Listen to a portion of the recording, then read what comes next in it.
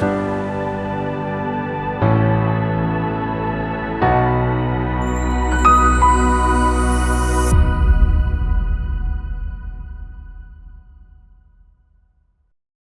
we now have the last part of this session. This track is a panel where beyond Tal, we have Eyal Fargand joining us, co-founder and CEO of Imaginary. Eyal, please.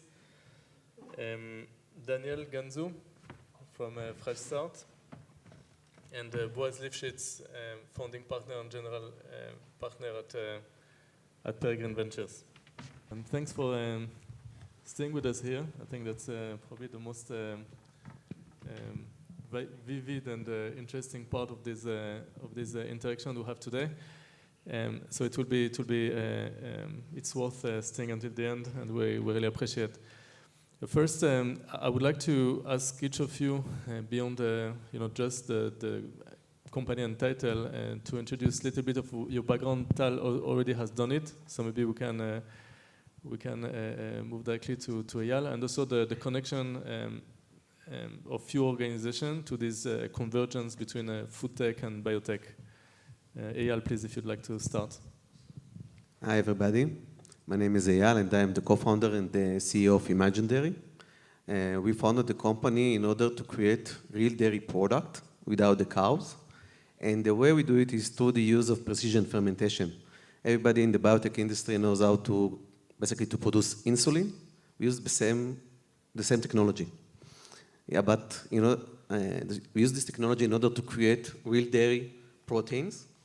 And I don't know how many of you knows, but the real magic in milk is the proteins, not from nutritional wise, but also the proteins are used as an infrastructure for any dairy product you find in the supermarket. So once you have this protein, you can manufacture the same dairy product that you're familiar. So in our company, we offer the same experience of traditional dairy product, but without the downside. No lactose, no cholesterol, no hormones, and no antibiotics. So hello, everyone. Daniel Gamzu from Fresh Start. I started my career as an engineer. Used to work in medical device companies. And I would say moved into investments later on, invested in many medical companies, also in Incentive and Peregrine, and moved into food tech about a year and a half ago to Fresh Start. Fresh Start is an investment vehicle held by, or founded by Tempo, Nuva, Outcrowd, and Finister Ventures. We entered the incubator program and set our offices in Kiryat Shmona.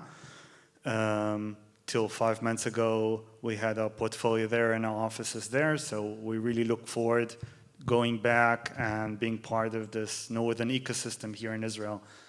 After 4 years of investments in Fresh Start, we have 12 portfolio companies, many of them in the biotechnology discipline, and we look forward to doing more great investments. Hello, my name is Boaz Lifshitz. I'm one of the founders of Peregrine Ventures together with my brother Eyal. Before starting Peregrine, I was an entrepreneur in a few medical device companies.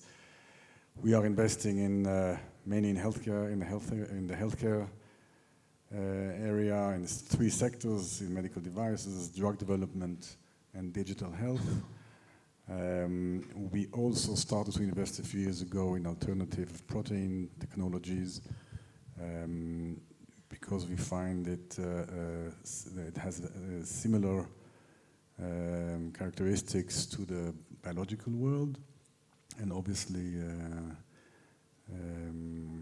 the food industry interests us as well. Thank you, and maybe a question for you, Eyal, but I'd love to hear perspective from the other panelists. When we use a technology platform which has been originally developed for biomedical applications, usually it's fitted for high costs and relatively small scale. When we move this technology to food, like in your case, recombinant proteins, we need to face a different set of constraints, like lower cost, need for huge scales to really be a player in food. And that's many times the tension we see within the world food tech, where food is more commodity, meaning relies on a model where we produce huge quantities at low cost and with a low margin, versus tech, which is innovative and usually is incurring a high development cost, production cost, at least at the beginning, and takes time to scale. So how would you see the different approaches to solve this internal tension? So when we founded Imaginary, we identify as the biggest challenge of our industry is the production cost. And in order to address it, we took different approaches. First, we did a technical economical analysis to better understand what impact the cost of production. And once we understood that, we brought in the technology. Like we have a technology, proprietary technology that was developed in Tel Aviv University for more than 15 years by one of our co-founders in order to drive the production yield higher and higher. We use a synthetic platform in order to improve the downstream process, because at the end of the day, we grow microorganism, in our case, filamentous fungi, that can reach to very high productivity, but how you purify the proteins. So we use a synthetic platform that allow us to get quite purified protein before we invest in the downstream process. So by that, we have a very simple techniques in order to reduce the cost. One more challenge is the CapEx. Building big facilities is quite CapEx intensive. And for that, we look for partners, and we are operating with partners that already has this kind of production capacity. Indifferent from cultivated meat, our technology is being used in the food industry for dozens of years, for food enzymes, which are high-value product. So we use the same facilities for the bulk proteins, but apply more sophisticated technology in order to reach the cost parity with dairy. Thank you. Daniel, you are building companies at Fresh Starts, and you have a large portfolio of startups. When you're assessing opportunities for starting new companies, and you have a lot of those based on biotech platforms, what are your criteria to make sure that those companies have the right model to succeed in the food space? So again, you mentioned challenges, and definitely there are, I would say, a major part of our due diligence process. It's very hard to have all the answers in the first, when the launch of a new company, and already have all these economical solutions when you start. But it's a bit, I would say, our investment thesis develops and changes. And if in the beginning, we definitely were looking for, I would say, end product companies, cultured meat companies.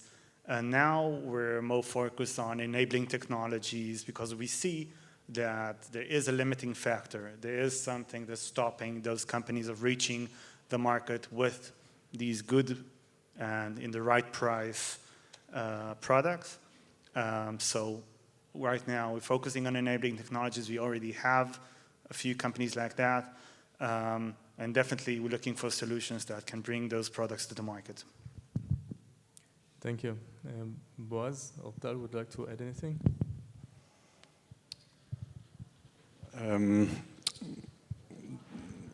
In the food businesses that we are looking at, there is a gap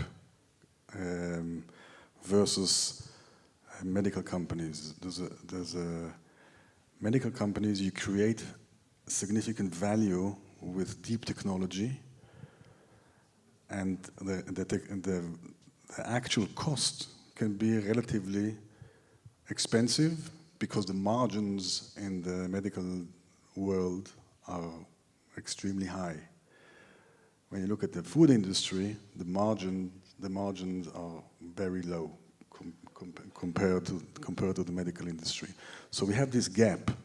So when we look at companies, when we look at alternative protein for the food industry, the big question is how do you, even if you have this gap, how you overcome it? These are big questions, but this is something that we're always looking for, how to tackle that.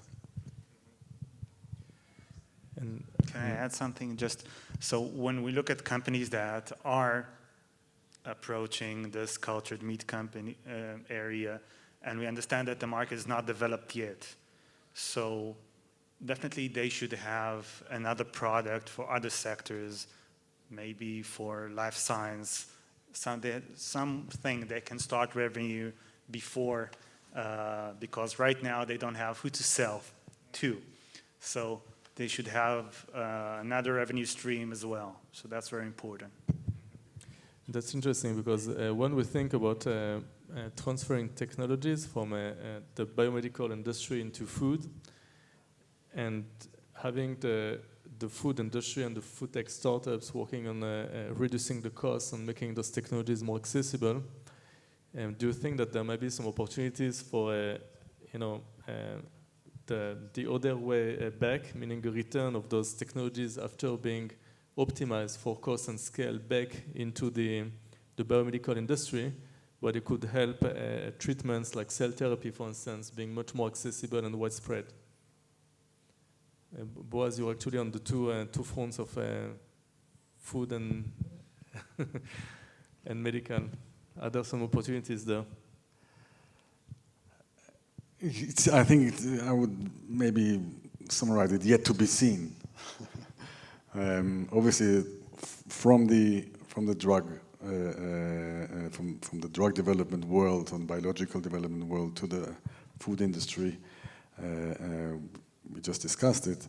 Yes, I think even though what I mentioned before about the margin, if you manage to scale and increase the potential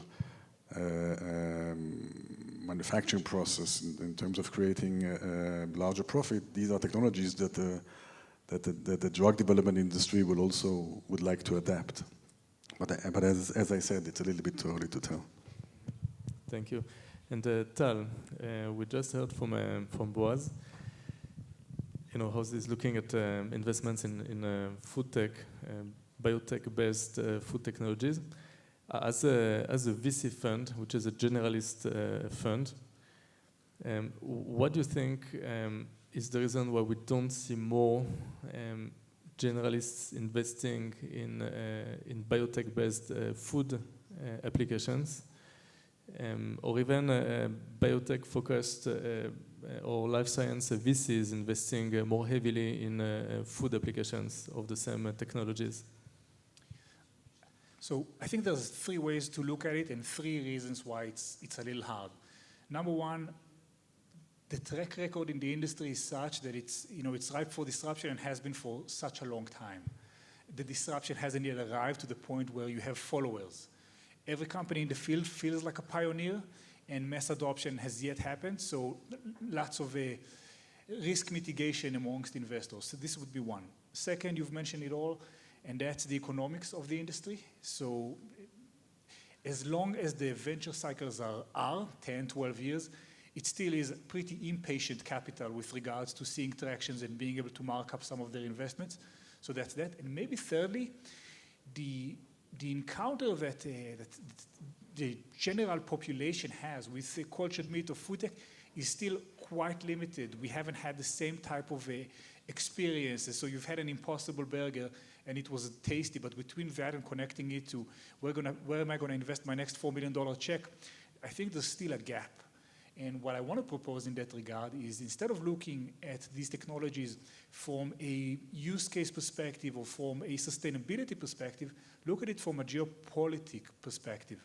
Meaning, I think there are buyers that are not necessarily retailers or consumers, but governments or multinational corporations that see some really scary event on the horizon, and they have to look up for their own population. So what we like about Pluri's approach of platformizing cell manufacturing, this is something we believe in because it kind of empowers other entities to go and take the technology and put it to use and support it financially beyond just the VC perspective. That's interesting because it's connected to what Daniel said before about enabling technologies, meaning not looking necessarily for end products, which might be more difficult to scale and might face some challenging cost structure, but rather looking at platforms or enabling technologies which can actually serve a wide array of customers and end users.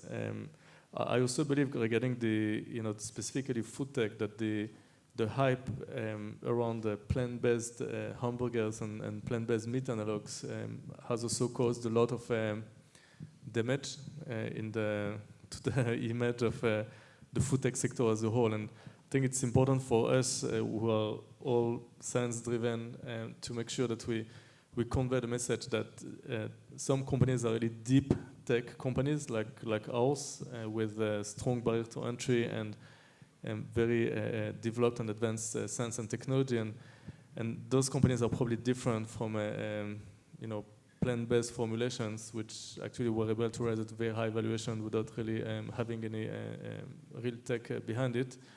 And this is probably a transition the investment sector needs to do to really better understand what is the potential embedded in each of those companies and platforms. So yeah. Thank you. Just to add one more point. Yes. Yeah. What I think it's missing is our industry, the food tech is quite early industry. So it's not really clear what are the different phases of the companies. So in biotech companies, phase 1, phase 2, phase 3. In the food tech, it's not clear. The structure is still to be decided and for different tech companies. So cultivated meat is a little bit different than what Imaginary is doing and a little bit different and very different from the plant-based food tech. So this is something that needs to be decided so the investors can really evaluate the company based on the progress of the company, not just based on the story or the technology. Thank you, Eyal. And maybe the last question I wanted to ask each of you. We have here in the room both academic institutions, entrepreneurs, investors. If you were to pick one area within food tech which you believe has great potential and might be the best bet for the next 5 years, what would it be in your views?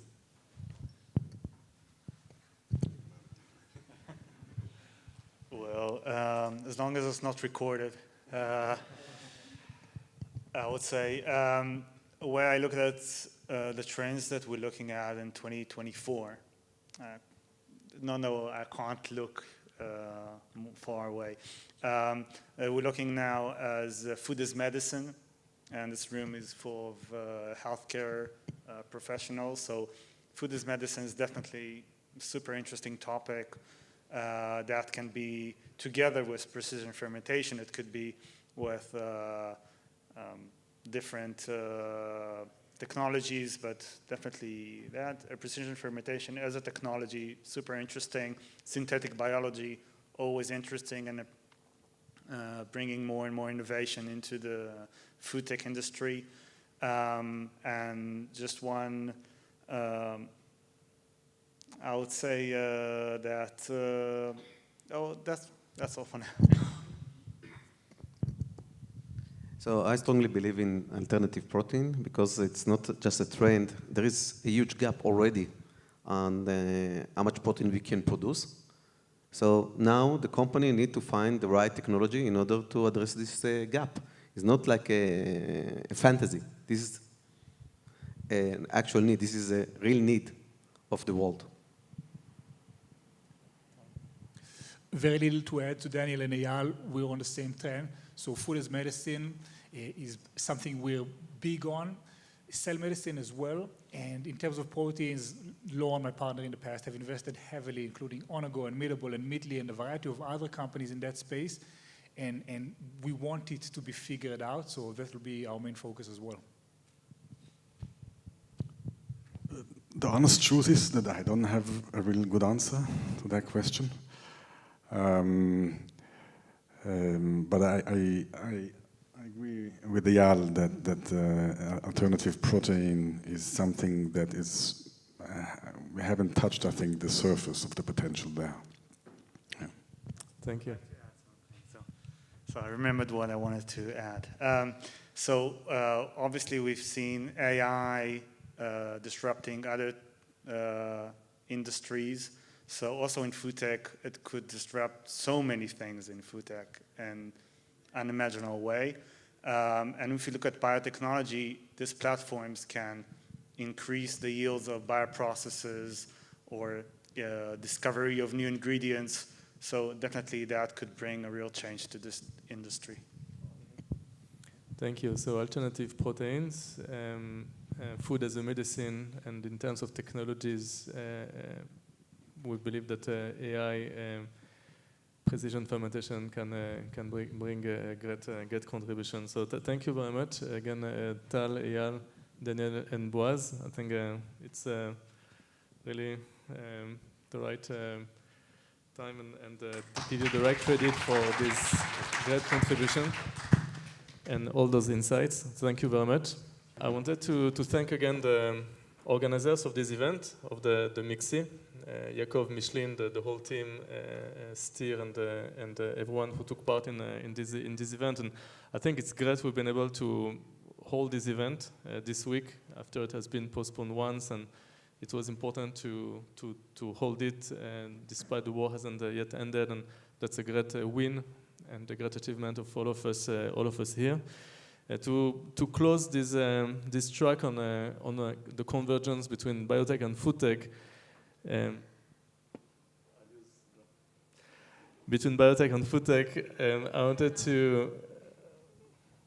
I wanted to maybe summarize a few points. So we've seen that there are huge opportunities in the food and agricultural space for applying technologies and approaches which have been originally developed for the biomedical industry, including in plant productions like coffee, which was a great example, and that those technologies can help bringing more sustainability to the world, using less land, less water, having a better